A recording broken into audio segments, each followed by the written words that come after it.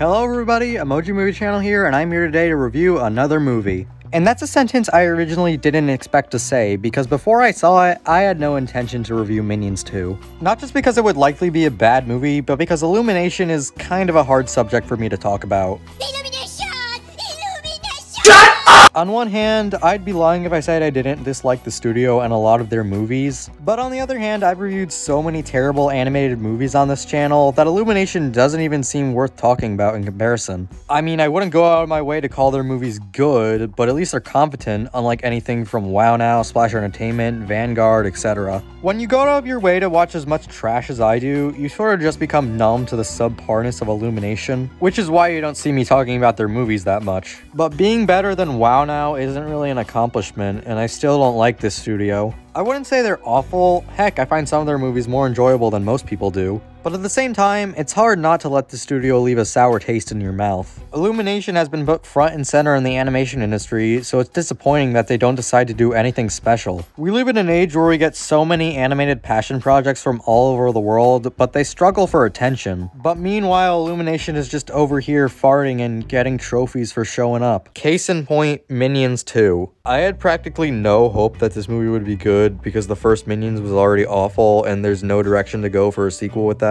But it couldn't be the worst thing ever. I mean, it was able to spawn a plethora of memes. That's gotta be worth something. Yeah, you may have noticed that the entire internet has been joking about this film non-stop for the past couple days. And so many people have been giving it ironic 5-star ratings that it's gotten to the point where it has a higher Letterboxd average rating than Makuya when the promised flower blooms. Making jokes is one thing, but I think this has gone too far. Now they're just trying to personally insult me. The gentle Minions thing is pretty funny though, I'll give them that. Get this video to 100 likes and I'll do that myself. But let's quit beating around the bush. I did actually watch Minions 2, and I gotta say, it wasn't as bad as I was expecting.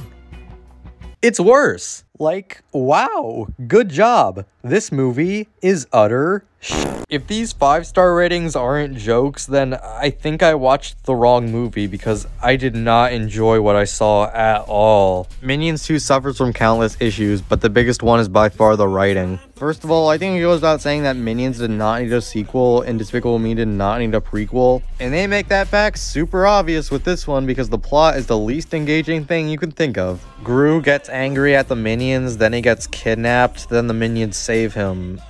And that's it. This is the 5th film in this series, and it feels like the writers are just trying to find any conflict they can at this point. The conflict in this movie is that Gru needs to learn to value the Minions, and the Minions need to prove themselves, but my god, it is the least engaging conflict I've ever seen. I don't care if Gru learns to value the Minions, because he shouldn't. The Minions are awful. The entire plot of this movie starts because Gru gives this one minion named Otto a super important task and he screws it up. This entire scene is in the trailer from like 2 years ago, but to sum it up, Otto has to bring this super important stone back to Gru's house, but then he trades it away for a pet rock because he's stupid. This is what causes Gru to get angry and split up from the Minions, and we're supposed to feel bad for them, but like, this is the most justified poopy trope I've ever seen. Gru has every right to be mad at the Minions. Otto didn't make a genuine mistake, he was just an idiot. Why should I care about the Minions? Gru is better off without them anyway. And even if you ignore that stupid plot point, the conflict just feels like it has no tension whatsoever. Like, oh no, Gru is super mad at the Minions and he drops them. I sure do wonder if they will ever make up and continue to work together.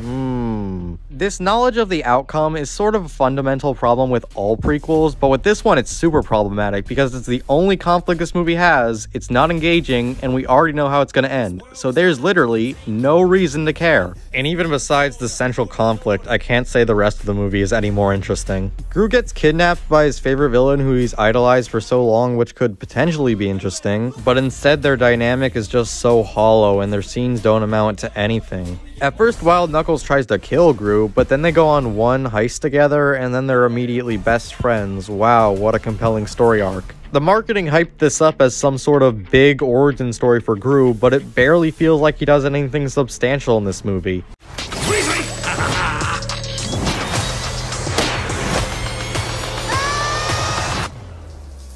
I see a bad Gru arising.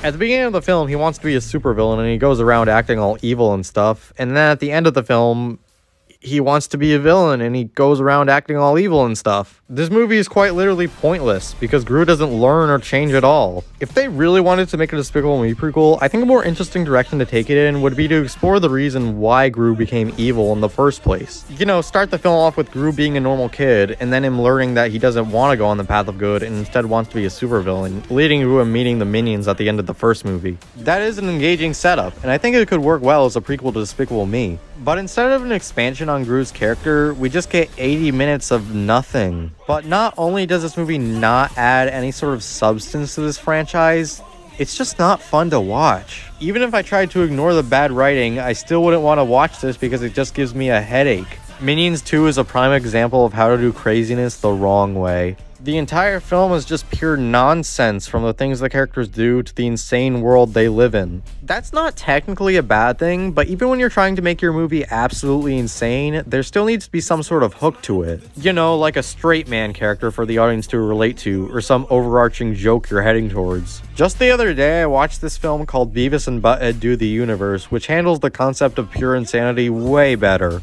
Sure, this movie is still super weird. The main two characters go into space, then they get sucked into a black hole that teleports them into the year 2022, then they meet alternate dimension versions of themselves, then they go across Texas in a porta potty, all while getting chased by the government. But this stuff works because there's a joke to it, that joke being that Beavis and Butthead don't actually realize the weird stuff that's going on and see it all as a ploy for them to score with this one lady. While I wouldn't say it's top tier comedy, it still does have a funny charm to it. The joke in Minions is that it's just insane characters doing insane things.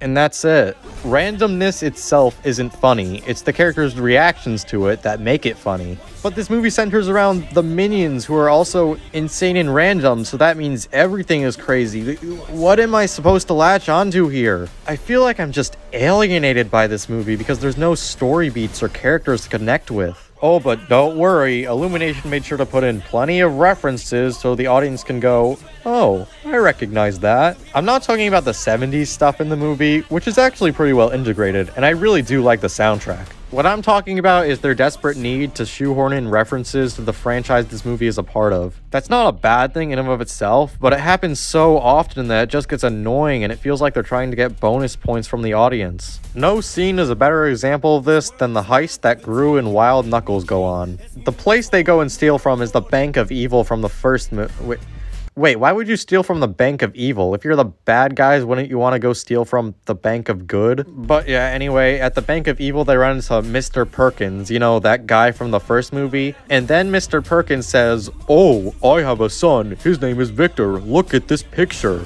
And then he holds up the same picture from the first movie, and Gru just goes, ew, I don't like that guy. Was it really necessary to stop the plot in order to insert a reference? All of these references just got annoying after a while, and it's as if the franchise thinks it's the next Star Wars or something.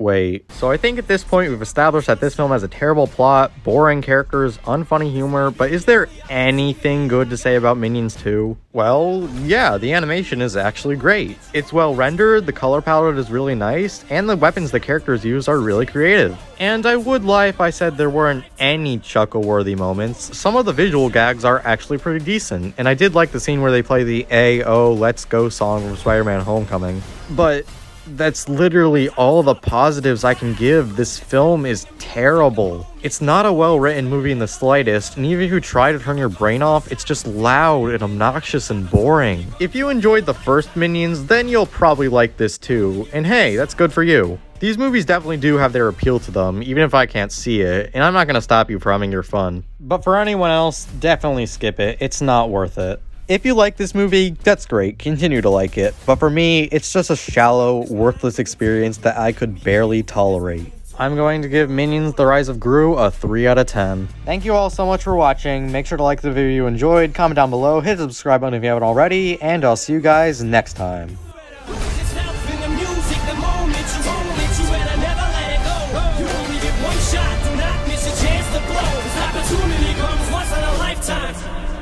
You only get one shot.